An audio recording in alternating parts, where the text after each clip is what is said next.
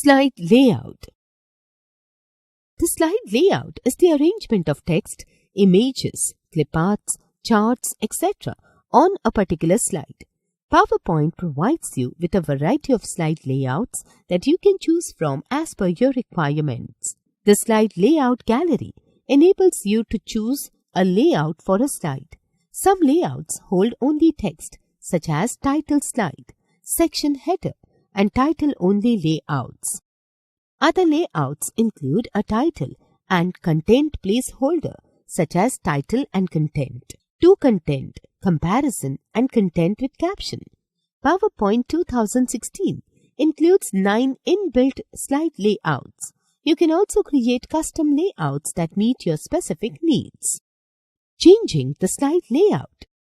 You can apply a different slide layout if you feel that the slide's original layout is not suitable. To change the slide layout, follow the given steps. 1. Click on the slide that you want to change.